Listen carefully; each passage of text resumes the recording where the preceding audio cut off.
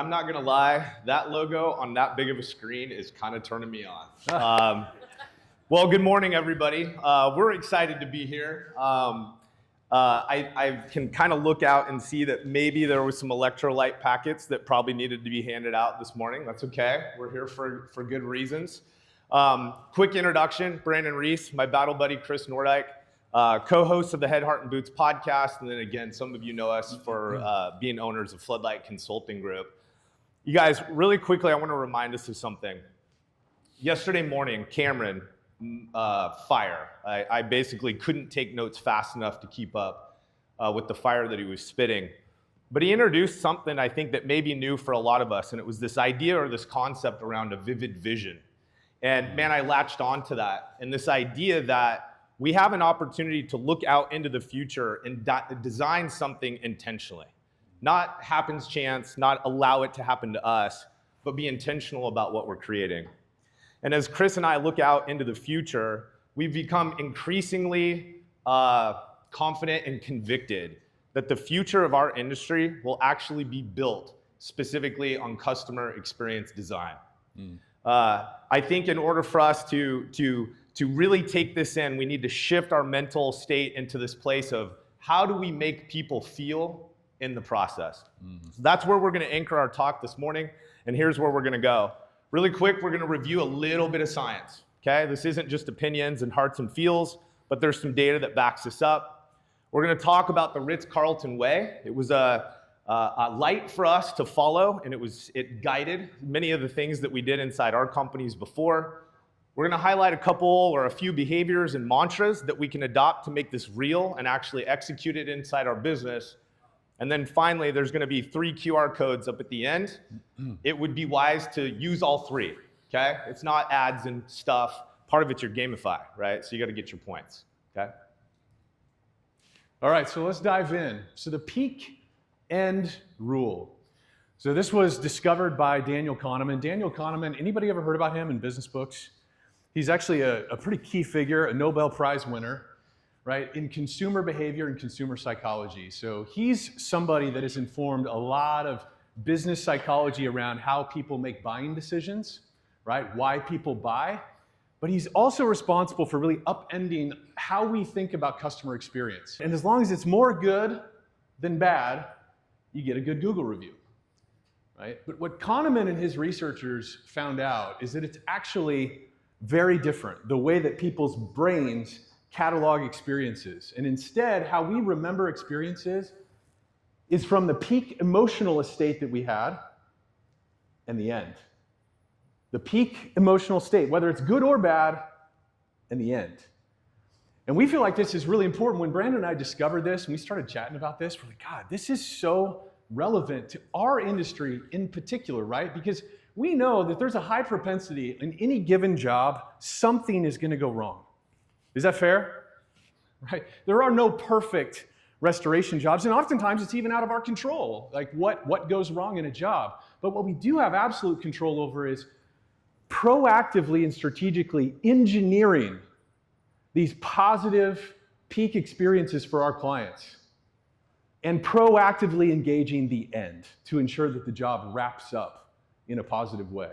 Right? So we have a lot of control over this. So it's really helpful for us to retrain our brains to think this way and to also equip and coach and train our teams to think this way. Yeah, just really quick, I think one of the things to just add there is this idea of how many of you, just maybe you don't have to raise your hand, that might be uncomfortable for some of us. I know as a project manager, as an example, like I'm 3-6 months into the same project with the same folks. I'm just trying to get out of there alive. Like I'm dragging butt a little bit. I'm not so keyed in on customer experience any longer. I just want to get the job done. And the problem with that, if we consider the peak end, is that was our opportunity to seal that relationship into a legacy relationship with us, right? To have a cheerleader at the end of the project, and I let it go flat. And the science tells us that was a massive mistake, right? Yeah. So the history behind this whole Ritz-Carlton connection, because I'm sure some of you kind of did a double take when you heard the description of this. So I was a State Farm agent before this. And back in the day, like the thing that drew me to State Farm was this whole good neighbor persona. And of course, now in hindsight, I see why I was attracted to the restoration industry, right? I really loved that hero kind of role. The whole like a good neighbor, State Farm is there. I wanted to be that guy, that kind of town mayor, the good State Farm agent dude. And so that was what drew me in. And so I was already really keyed in on customer experience, reading books like The Purple Cow by Seth Godin when that came out, right? Some of you've read that, right? And then I read a Fortune magazine article. This was probably 15 years ago. And it was an interview with the CEO of Ritz-Carlton, and he was talking about the fact that all 55,000 employees that they have are empowered to spend up to $2,000 per day per guest in order to enhance the guest experience. Not just do service recovery, but of course that probably happens too, but to enhance the guest stay. And I was just so blown away by the level of empowerment, right, and risk, right, to give a day porter who's sweeping the lobby the ability to spend $2,000. I was just blown away by that. Hey, really quick, man. I'm going to stop you for just a second. Guys, if you'll allow me, I just want to do a little bit of stage setting for giggles here. So years ago, when Chris and I met for the first time, he had come in, served as a sales consultant for our restoration company. We had a lot of success with that partnership. We had a good time working together. He parts ways with us. Anyways, I'm trying to be a visionary leader. I'm like, I'm going to go recruit Chris. So I start the wooing process. I'm trying to get him in. He's not going to be a consultant. He's going to be a full-time person inside my roster, right? Captivated agent, if you will. And the first thing this guy does in our bartering in terms of an offer letter is he mandates that I will send him to the Ritz-Carlton training. So this was years ago.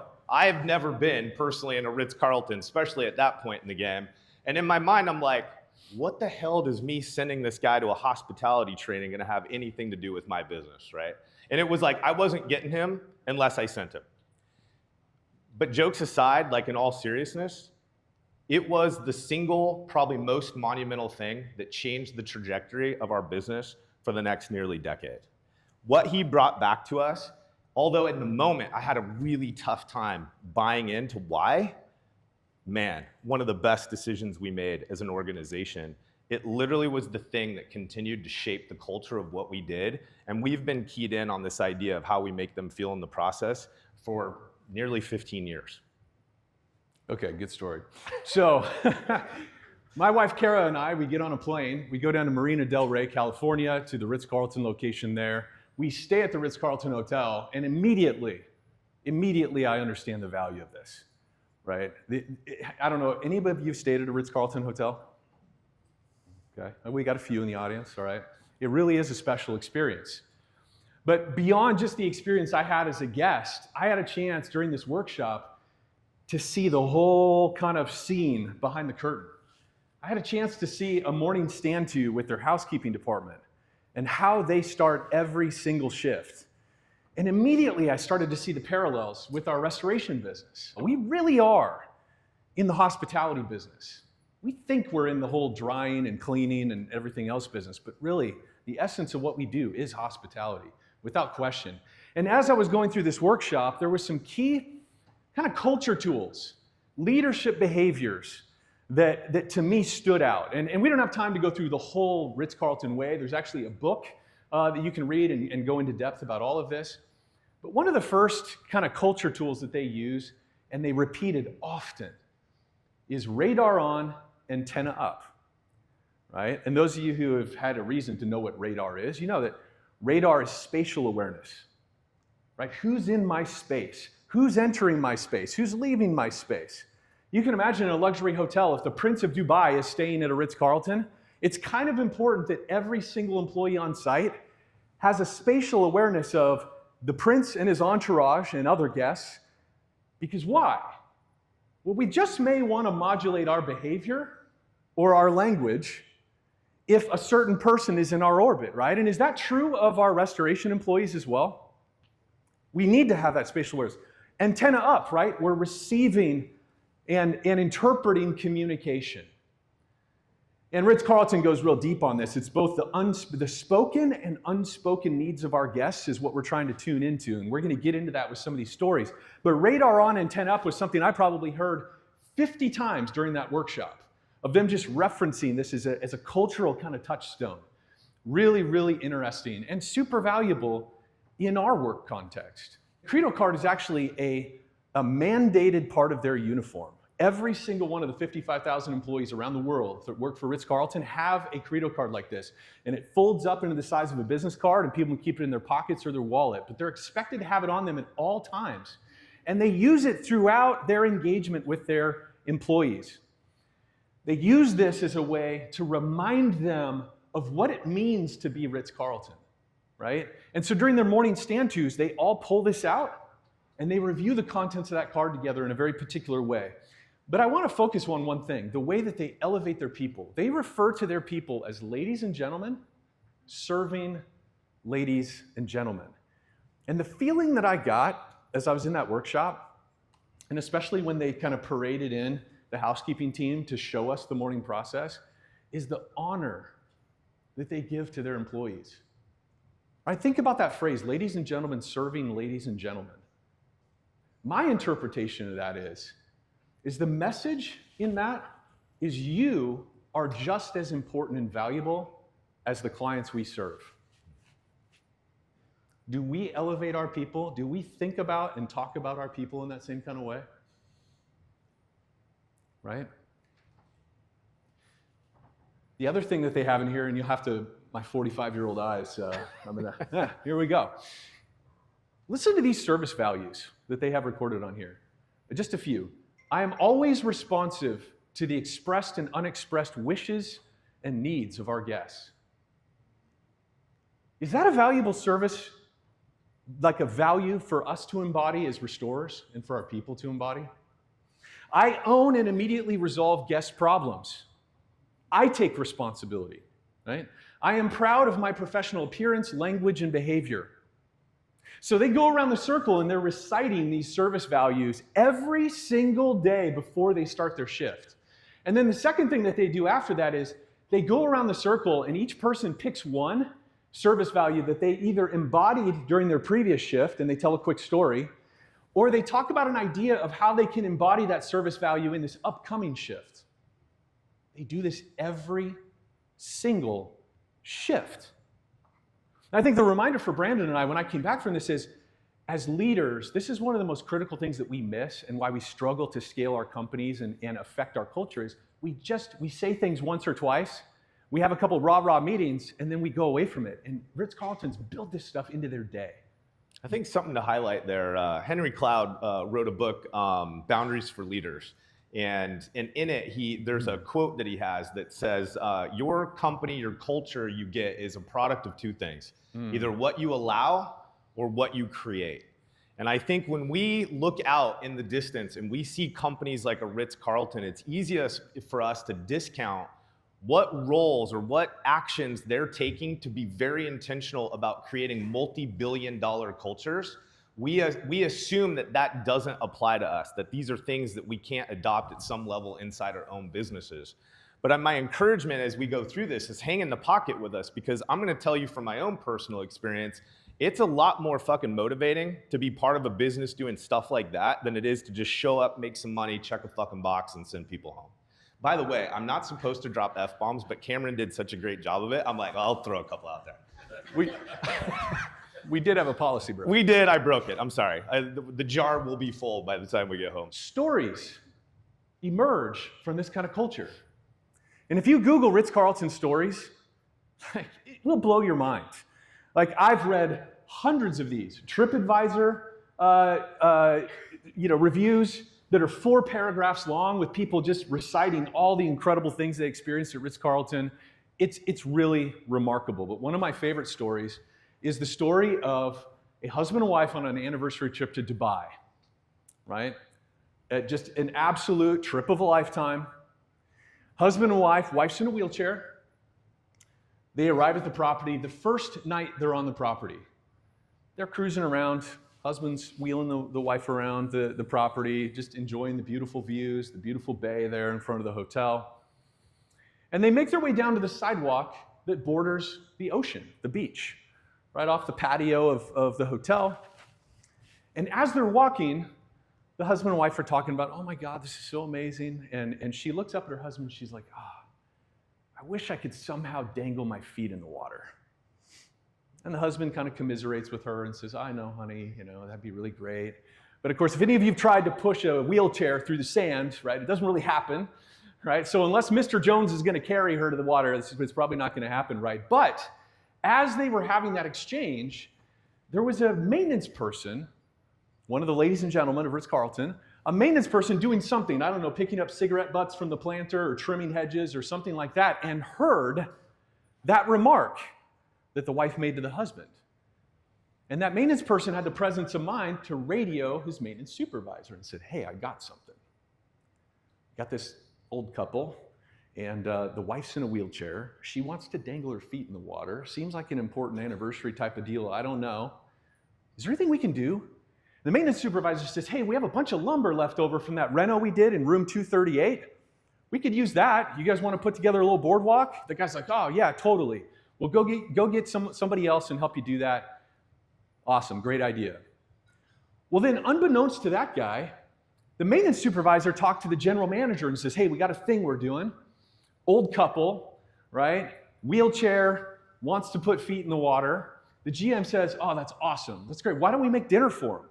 So the GM reaches out to the food and beverage manager on site and is like, hey, here's the deal. They have the anniversary package, and so let's do this thing out on the water. The food and beverage manager says, oh, yeah, we have this tent from that thing in the storage unit. We can use that. And they start masterminding. And then the GM sends a card to their room. Hey, please meet me. We have something special for you for your anniversary. Please meet me on the patio at 6 p.m. So at 6 p.m., husband and wife go down there. Husband wheels his wife down on the patio. And the GM says, hey, follow me. And they get down in front of this boardwalk, and the wife's eyes just light up because she knows what's about to happen. She sees the little gazebo thingy set up out in the water with the surf kind of lapping up under the chairs, and the whole staff is there with a beautiful meal and candles under this gazebo thing. Can you imagine? Put yourself in the shoes of that husband and wife on an anniversary trip. Can you imagine what that felt like?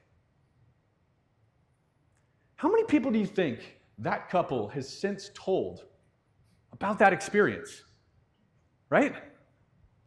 How many of you would like to create experiences like that for your clients? Right?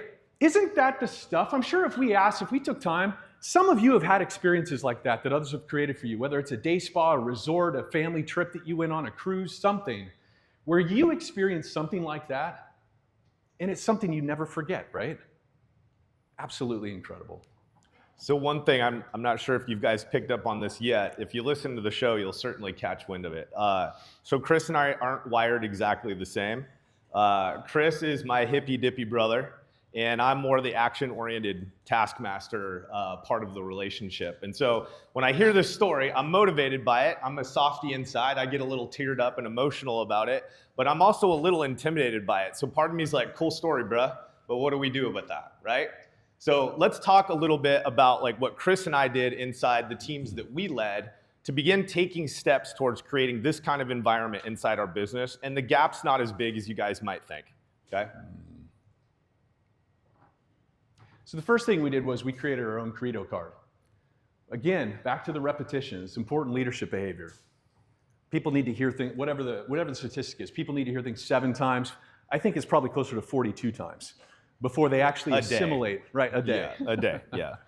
Does this resonate, guys? Leaders, you get excited about something that's important, right? And we say it 3 times and people don't fall in line, or what's going on, right? But this is just that principle of repetition. We created our own credo card, and honestly, it was a powerful exercise for us and the leadership team because it forced us, like Cameron was talking about, you can have your 7 core value words up on your wall in your training room, on the back of your business cards, but how does that actually impact the lived culture of your company? And so I think Ritz-Carlton demonstrated for us just how you do that well, and it's by actually breaking up these service values almost into more as service behaviors or core behaviors, right, that cause us to live out the value. And so we created our own credo card, found a printer, da-da-da. And the lift's hard, guys. Like, it's uncomfortable. Like, I don't know if you guys would run into this. Maybe you guys are all taskmasters, but for me, like, it's uncomfortable for me to be like, okay, team, let's stop what we're doing. We're about to go conduct restoration services, rah.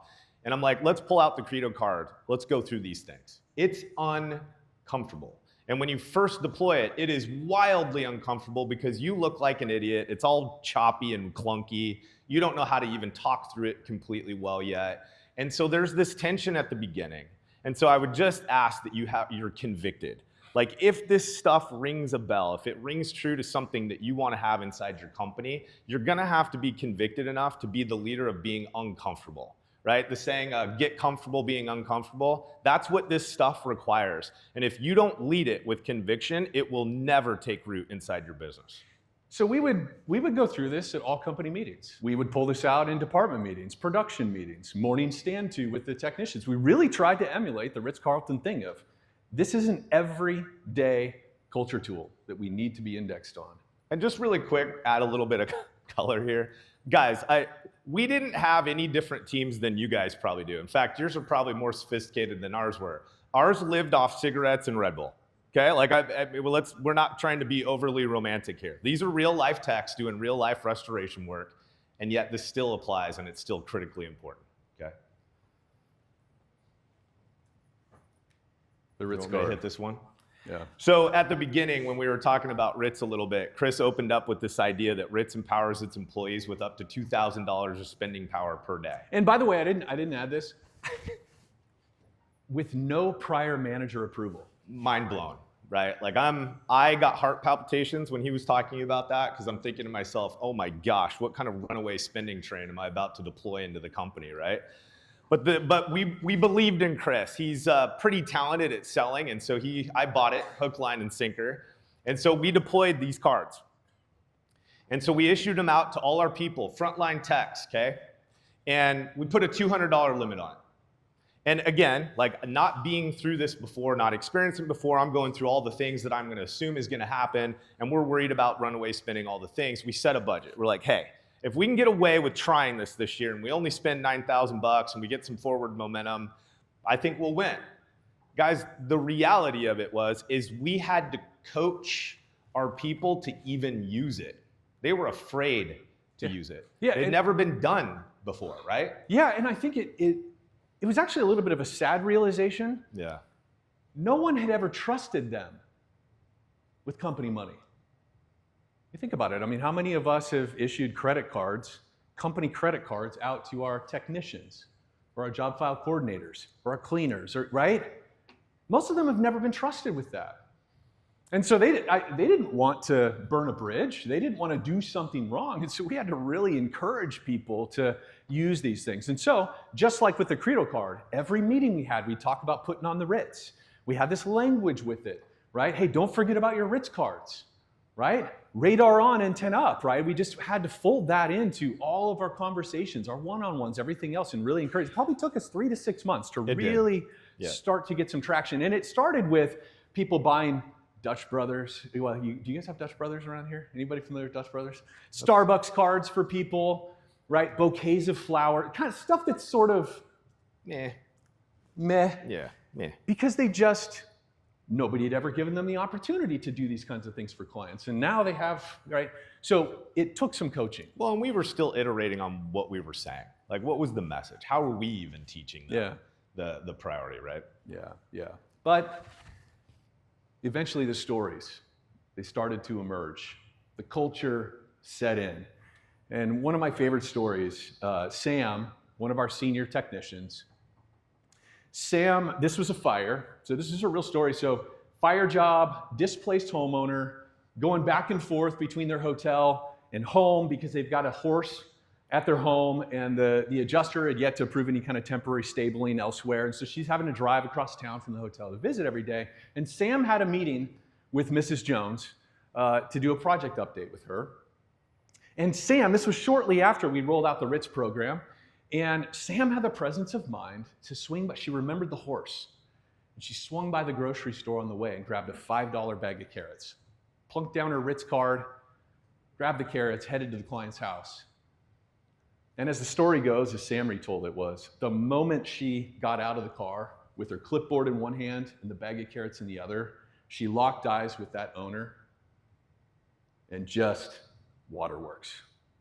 You know, the stress of the whole thing, the owner had been driving back and forth and been taking time off of work to deal with this whole event, and she felt seen. She felt understood in that moment, all because of a $5 bag of carrots.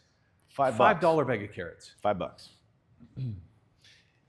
Okay. So Another picture, fire. Yeah, picture, hella creepy. Yeah. Yeah, this is Brandon when he was 26. Yeah, it's never looked like that. Some kind of weird Who'd have brother thought? merge between Chris and I. Anyways, we also, as leadership, played a part in this, right? And so I had an opportunity to experience this, and I'm glad I did, because it really anchored conviction around this. So we had another fire loss scenario. Older couple. This particular woman had spent about 2 decades building an unbelievably beautiful backyard. I mean, it was sanctuary. It was worthy of a small tour. And the fire devastated the property. It devastated the home and structure, obviously, but the firefighting efforts just absolutely threw hand grenades all over this sanctuary that she had created. And now they were displaced. We had to move them into some temporary housing. Fortunately for us in Oregon, we have something they call the Oregon Gardens. And at the Oregon Gardens, there's actually housing there. There's a really nice boutique hotel. And so we were able to get her moved into this place. So again, we're just thinking, it's like, this is what she's been pulled from. Is there a way to try to mirror that or create some example of that again in this temporary state? So she's staying in this boutique hotel. She's able to walk through these gardens on a regular basis. But then one of my peers is like, hey, the local nursery actually sells bonsai trees. So then I'm like, ooh, cool, bonsai tree, get the little clippers. Now she can walk in the garden. Now she can do some hedging inside, or I don't know what you call bonsai tree stuff, inside the hotel. And I just don't, I mean, I think at this point I was just thinking so broadly about this, I wasn't quite connected to what was gonna happen. And when I showed up at her door, I'm holding the bonsai tree. Didn't look like that, but it was pretty dang close. And she opens the door, and I think what we recognize in these moments is the milliseconds it takes for someone in a human form to connect with you as another human, right? And as we consider adoption around AI and technology and automation, where are we going? We're empowering our people to do what they do rad, and that is be engaged in human relationship. And for a moment, her and I had a connection that had nothing to do with disaster restoration. Go back with what Chris said with Sam. Felt, heard, right? Our radars were on, our antennas were up, and we were able to create a connection with that client that I guarantee you created a moat. Like, they were a diehard friend and follower of our team and would have never used anybody else.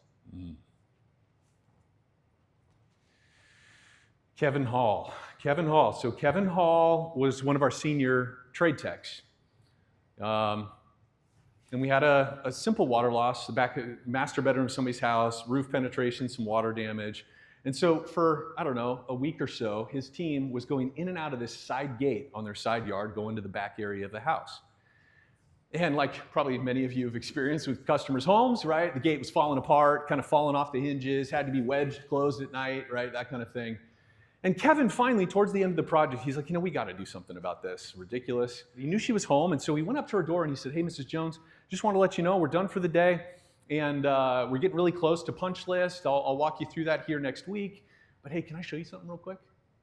And he walked the customer over, and the moment she saw that gate, she exclaimed, she's like, oh my God, I've been trying to get Mr. Jones to do this for the last 6 months. Never happened. Thank you so much. And Kevin he's a big dude. And she just bear hugged Kevin like there was no tomorrow. By the way, too, like, Kevin was the kind of guy that, like, yeah, he needs zero kudos. He's too hardcore to, like, get a hug or be supported emotionally. It's all bullshit. He ate that up like a friggin', he was like consuming it, yeah. And it's funny, I told this story in front of a small group, and I texted Kevin. I'm like, hey, dude, I talked about you today. And I got him on the phone, and he's such a teddy bear. Oh, yeah. We thought he was all hardcore. He's not. And this moment mattered to him, too. Yeah. He felt good about himself. He told me that. I was like, well, of course you did. Can I just a really quick layer, and actually you and I didn't talk about this a whole bunch before, but you just said something to me that I think is really impactful for us to pay attention to.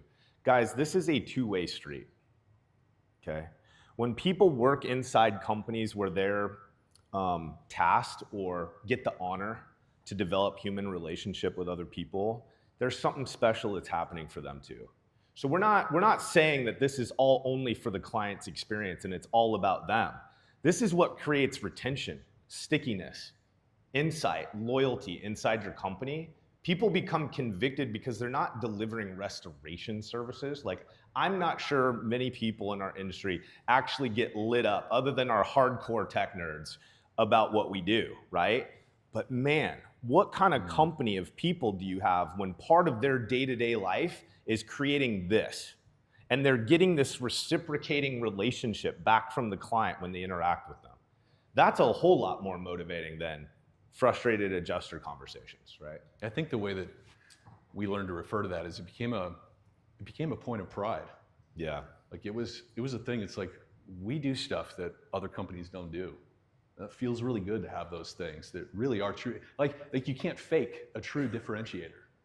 You can say all kinds of crazy stuff about how awesome you are as a company, but unless your people feel it, it doesn't matter. It doesn't matter, and that connected with Kevin. So next, let's just kind of take a look, you guys, at some concrete behaviors, some mantras, some things that we can do inside our organization to be more intentionally about facilitating and creating this opportunity in our business. Again, we're either going to get what we allow or what we create. And some of these tools are things that we can adopt internally to actually create this kind of experience on a consistent basis. So the first one is what we call the 4 Ps. And here's kind of the baseline importance of the 4 Ps, right? We send our people out into the field every single day with incomplete information, don't we? Yeah, they may have gotten a work order. They may know the basic scenario of the loss. But there's going to be things they encounter virtually every time that they're going to have to improvise and think on their feet, right? We have processes, but they don't always address every single nuance and question from customer, everything else. And so as a leadership team, we were like, how do we teach our team to be more independent thinking and more reliably working from good judgment, right, as they're making decisions in the field? And we came up with this, the 4 Ps. First of all, protect the referral source. Second, protect the client. Third, protect the team and the brand. And 4, protect the profits. And I think every once in a while when we bring that up or we share that with one of our clients or whatnot, they say, well, why protect the referral source? Why is that first over the customer? And obviously these things dovetail together really well, right? If we're protecting the customer, we're probably protecting the relationship with the referral source too. But here's one other thing. We have a little bit of time here. Here's one other thing that we learned over time, and all of you have seen this. When a referral partner sends you a bad client, anybody ever had that happen? An agent sends you How many of you, every client's bad? I'm just doing a quick litmus test. Okay, just making sure. Right, you've had an insurance agent, right, send you guys a client who's really tough. A Mr. or Mrs. Jones that just can't be satisfied, right? We've all experienced that. But here's what we found over and over again, is if we did a great job as a team of getting in front of potential negative issues, right? Mrs. Jones is really pissed about how the countertops they want are back ordered. We gave them 14 other options. They had to have that one. They're pissed. When we get in front of that, we let the agent office know, hey, this is where it's at. This is what's going on. This is how they feel. Just wanted to give you a heads up so you don't get broadsided. We can finish the end of the project and do everything we can to earn a 3-star review from the client and still have a 5-star relationship with the referral partner. And why is that? Because that State Farm agent office or whatever, they knew they were sending us a difficult customer. Isn't that usually true? They know that Mr. and Mrs. Jones are hard to deal with. And in some ways, because it was hard, they believe in us and they trust us even more. So if we take care of that referral source, we're always going to win in the end. I mean, at the end of the day, he already alluded to this, but these are synergistic, right? Referral source is excited when we take really great care of the client, so on and so forth. But I think there is a reality, and why we're pointing out to some of these mantras, guys, is that we're trying to make it easier for our people to do the right thing than the wrong thing. And if the idea is that we're trying to mirror or create these excellent customer experiences, we have to give them a way to do that, right? The Ritz card is we're facilitating them living out the things that we know are important for differentiating ourselves from our competition. Okay? And this is no different. So as leaders, I think we can oversimplify in our own mind the connection for our employees to live out the things that we're asking them to do. For whatever reason, some of it's competency, some of it's time and grade, some of it's just we have a bigger view of the playing field than our employees do 99% of the time. And so for us, we can get lost in the idea of, hey, I told them, I taught them, Why can't they do this? Well, because reality hits. When you and I go out into the field, not as leadership, but we go out to conduct the job and we get below the 30,000 foot line and we're down in the weeds, all of a sudden my peripheral vision gets really damn narrow. And the only thing I can see is what I'm experiencing in the moment. And as our companies get bigger and more complex, many of you are here to make your companies get bigger and badder, right? Well, as we do that, the whole fruit starts falling a little bit farther from the tree. I think I screwed that up. Anyways, point is, it gets harder to stay connected behind these principles. Something like the 4 Ps is something I can put in the hand of my staff, and it will be a way for them to be protected in their decision making. I'm gonna take all the chaos of all the different service lines and the different types of clients and all the things that we talked about and what we measure and what we don't, and they can say, look, is the decision I'm about to make in alignment with the 4 Ps? If I'm stuck in a situation where I have to prioritize one over the other, my leadership will be in my corner if I have to give up a little bit of profit to protect this relationship. You guys tracking with me? Okay? The reason we would deploy a mantra or some kind of saying or thing inside our business, make it easier to do the right thing rather than the wrong thing. And you guys can steal the hell out of this, okay? This isn't Floodlight or Chris Brandon IP. We stole half this shit from other people too, right? Winners, right? We're looking for winning strategies, okay? So in terms of like implementing this, again, like the other cultural tools that we've talked about, we had to talk about this all the time. And so we would weave it into our conversations, one-on-ones. We would celebrate and praise, and we would also rebuke and correct using the 4 Ps. And so it also too, it created a platform for really great critical conversations that maybe otherwise would be a little bit difficult to navigate. We'd say, hey man, great job minding the 4 Ps. Hey man, hey John, great job protecting the Ps on that thing with Mr. and Mrs. Jones. We'd celebrate in public at our all-company meetings. We'd always reference somebody who protected the Ps, made a good decision based on the Ps. And also, behind the scenes, correcting, hey man, from my perspective, we didn't maybe do the best job we could protecting the Ps on this one. Can we talk through that? Where do you think it went wrong? What do you think we could do to better protect the Ps next time?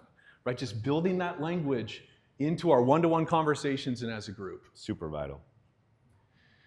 So one of the other culture tools we implemented, so we invited a series of people into the company. It's just part of this Ritz initiative, really digging in on the customer experience that we're creating for our clients. We brought in the crisis chaplaincy. Any of you work with the chaplaincy services in your market? Okay. So we reached out to them. They're experts in working with people that are coming out of trauma or crisis situations. And aren't a lot of our clients dealing with some kind of crisis? Absolutely. And so we brought them in to teach us and coach us. Another person we brought in was the local pastor from the community to talk to us and to teach our people about caring for others in the course of doing our work. And this was a mental model, a thing that he taught our team. Can I trust you? These are the 3 questions that all of us ask when we're receiving a service from somebody or somebody's trying to sell us. We have somebody in front of us. We're instinctively asking these things. Can I trust you? Are you a good person? They're making that judgment very, very quickly. Do you care about me? Do you have good intentions? Can you help me? Are you credible? Do you know what you're doing? Do you have the experience, knowledge, and expertise to do what I need done? We're asking all of that in a period of 6 seconds when we first encounter somebody. And so what are the implications of that for our people? What's good about that, or what's useful about that? Sometimes the audience is a little bit better at being honest with themselves sometimes than I am. I think many of us would act as if, at first glance, these are not truths for us. But just sit in this for a second, right? Like, if we got to the heart of things and we asked, well, why am I mistrusting when somebody's trying to sell me something, right? Why would I be a little standoffish in an engagement with somebody? It's because we're ultimately asking ourselves these 3 questions. The reality of it is, though, is that most of the time you're just not doing it consciously. But it's happening, okay?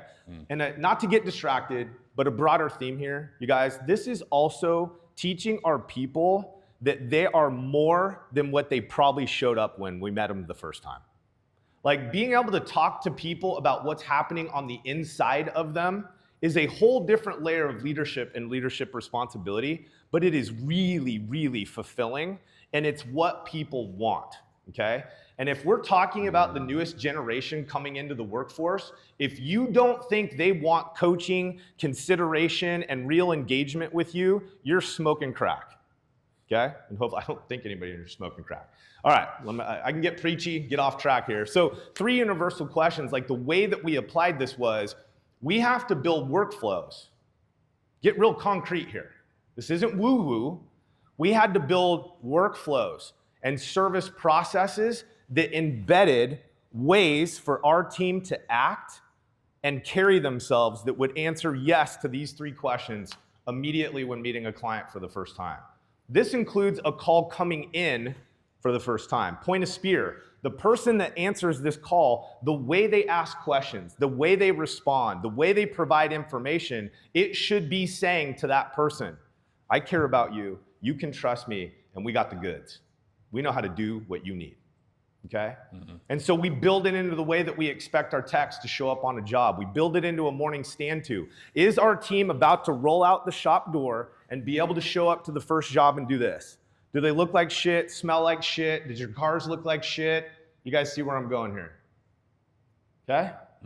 What are you creating in terms of a client experience by the way you deploy your team and prioritize a process? This helps us define what that should look like, okay? And we were helping certainly it was causing us to think differently, but we were helping our team to think differently. If it had just been about improving our processes, it would have missed half the value of it because it would have just been boxes for them to check.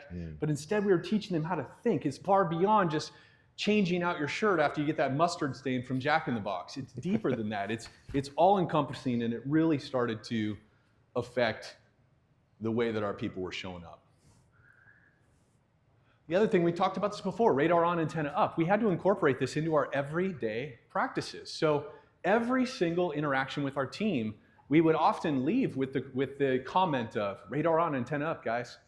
Radar on, antenna up. And also bringing up stories. Hey, guys, radar on, antenna up. Anything you guys did yesterday that you caught from a customer conversation, or any Ritzes that you were able to accomplish at any of your jobs yesterday because of something you heard? Also, another way of framing it too is morning stand-tos with the technicians. Hey, you guys hear anything on your jobs yesterday or last week that we could potentially take action on or make a difference from, right? You hear Mr. or Mrs. Jones say anything about the project or something going on in their life, right? So we constantly had to sort of do discovery with our team and orient them back around. Hey guys, let's always be aware of who's in the room and what's being said or communicated. I think another thing to add to this, you guys, is that there's going to be a moment when you start to deploy this consistently and you're really convicted and you are embedding this in the culture of your business. You're going to get to a certain point where the team almost starts to become a whole series of smartasses. And they start making jokes. They start finishing your sentence for you. Like, hey, what about the yeah, P's, got it, right? But at first, I will tell you, I'm a bit ego-driven. Like, I started freaking out. I wanted to smash heads and get pissed off. And the reality of it is what we learned was the team, it's embedded here now. That tongue-in-cheek, that finishing your sentence for you, the sometimes almost leveraging it as a joke, it meant that it was in the DNA of the business. We weren't implementing anything anymore. It was, okay? And so I just want to encourage you, you're going to go through a series of experiences and emotions when it comes to embedding this stuff in your business. The first one is you're going to feel silly. Hold the line. You'll get over that, and then your team's going to become a bunch of smartasses about it. Hold the line. It's a good thing, okay? It means you're making progress, and it's going to change your company. That's good. Another culture tool that we deployed, the after action review, the AAR. How many of you are doing some portion or some method of the AAR on your jobs? Okay, some kind of review. Yeah, this is not new. It's a military thing. Brandon would tell you all about it. But we discovered there's some best practices that make an AAR more productive and more valuable. And so we're going to talk about that. First of all, I just love this analogy, right? Any of you into Law and Order? Like, I don't know, even still running, but as a kid, I'd watch Law and Order or Matlock. What's the age window where Law and Order is like I don't know, I'm 45, so there you go. But in every single one of those law shows, courtroom dramas, or whatever, there's usually a scene in the morgue, is there not, right?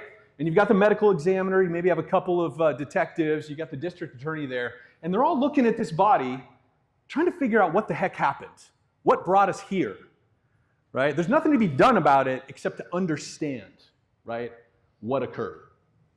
And I think that's a really healthy way for us to think about our AARs, is that it has to be this dispassionate review. There's nothing left to be done about this job except to learn from it, right? And so we have to be very dispassionate. And so one of the things that Brandon and I recommend when it comes to these after-action reviews is you have the most senior person that is present to lead it and to set the tone for the thing.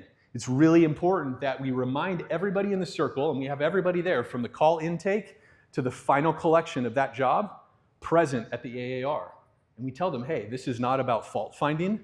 This is not about us assigning blame. This is purely about us comparing our plans and processes to what actually happened. So like in military application, this is where I was exposed to it for the first time. The idea is you spend days, weeks, sometimes months training for this particular mission. And so you're going through iterating every element of what you're going to do and how you're going to execute on the ground. And so the idea of an after-action review is, again, Chris said it, we're not witch hunting. We're not looking to place blame. We're not looking to find out the reason why the job went off the tracks and humiliate those people. What we're asking ourselves the question is, based on our standards, based on the workflow, what we said we would do when this situation happens, did we do that thing, yes or no? And we go through each moment in the service delivery relationship by role, okay? Sounds exhaustive. It actually, when you get good at it, these don't take forever. We're not doing them daily either. But my point is that we say, here's our standard. Here's what each role is meant to do and why. Did we do it? And often what we see, there's kind of two opportunities. We're either gonna learn that our system is kind of jacked and that me as a leader, and I came up with this great plan, my person out in the field is like, yeah, that sounds really rad on paper, but when you go to execute on that bad boy, it's a little bit more difficult than we thought. And so we have an opportunity to hear from our field and iterate on our systems and our processes. But also what happens is when we have a rad job and we audit it and the team did everything that we said we were gonna do at the time frames and the way that we said we would do it, and we have a rad outcome, we get to affirm to the team, all that hard shit that we ask you to do, the 24-hour updates on top of all the other garbage, you know, prioritizing documentation as a mitigation lead, not just the moving furniture and sucking water. When you do these hard things, it creates an amazing client experience, and this is why. Like, this is the proof. The very things that used to piss our people off, hey, we need you doing a 24-hour job update to our project managers every single day. First time we rolled that standard out, it was mutiny, right? Some of you have gone through this process, right? It was mutiny, it was an annoyance, it was a frustration. But then as we go through these after-action reviews, right, and we read these reviews from clients, over time, it becomes a point of pride because people start to realize the customer loves this. We do it because the customer loves it. And then there's another layer of this too, this esprit de corps that starts to form across the company where it's like, we do the hard shit that other companies aren't willing to do because our customers love it. And so what was an annoyance, and it's like, oh, eye rolls, oh, leadership's doing this other thing, making us do these things. Over time, not overnight. Not overnight, yeah. Over time, those become actual points of pride in the business that people are really personally proud of.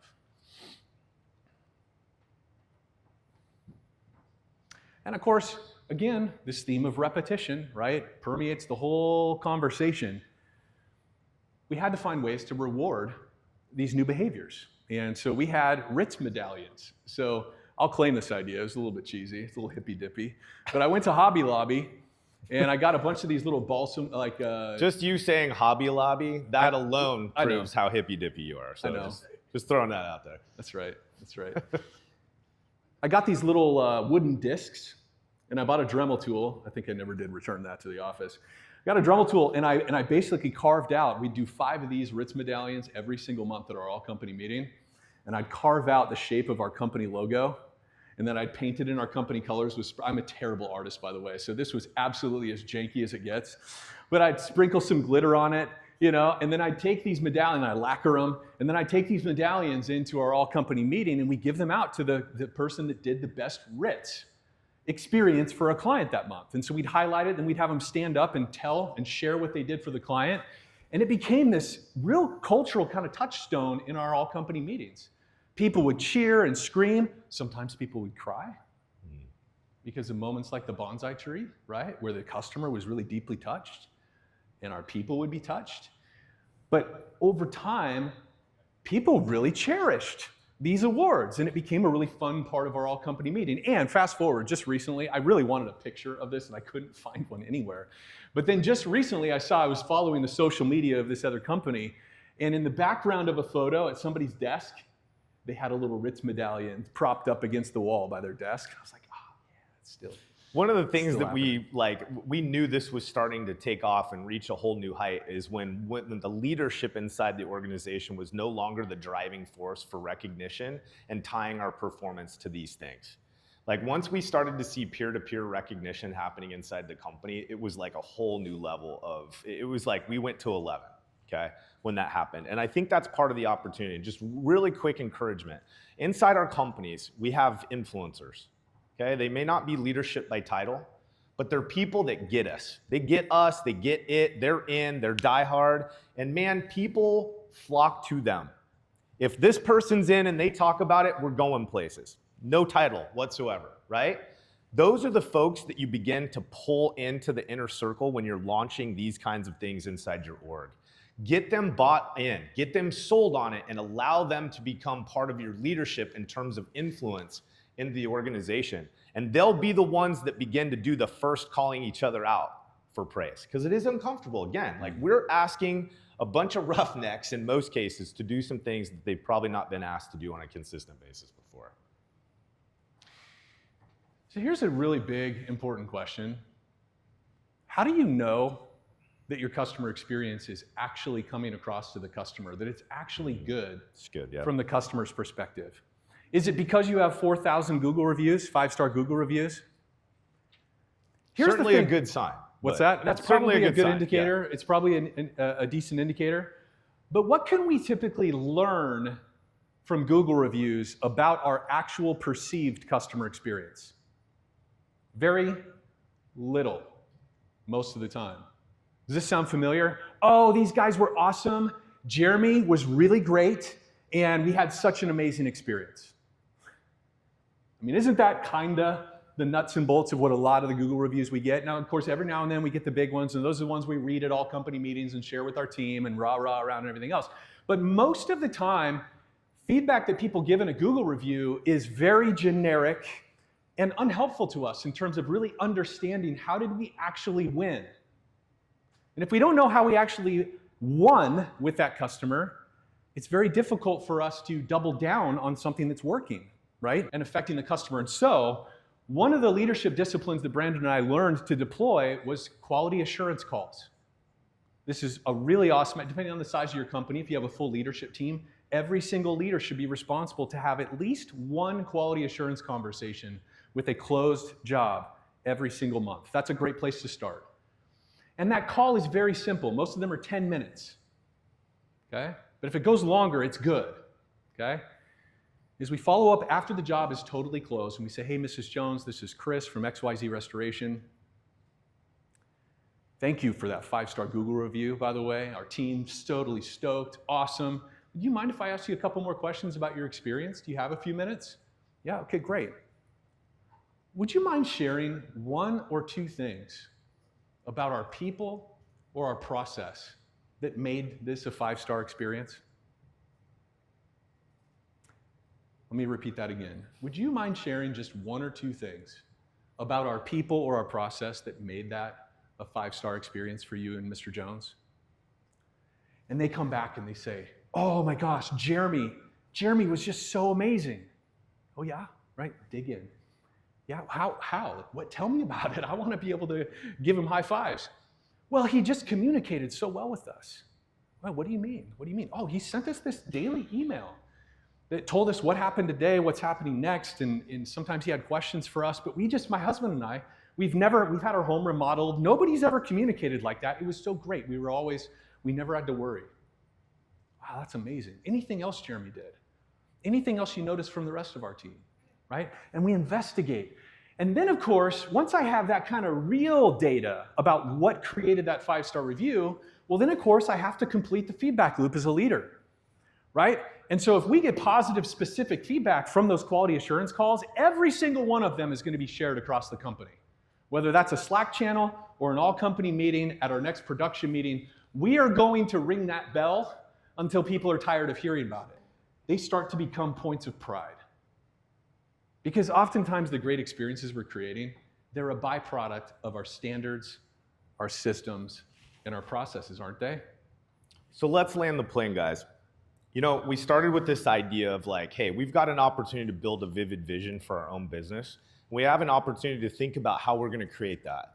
And as AI continues to hit us, right, as we continue to adopt, become more competitive, automate, cut costs on task-oriented things, let's remember to reinvest that time, that energy, and that strategy in equipping our people to do the one thing they're best equipped to do. And that is be engaged in human relationship. And let's create a company that creates an experience that differentiates us from everybody else, because we're driven by a hospitality mentality and customer experience design inside our business. All right? Okay. All right. This is the part where you stand up and roar. And you Did hold you your guys cameras not up get to that? scan. Just kidding. Thanks, guys. Thank you. All right.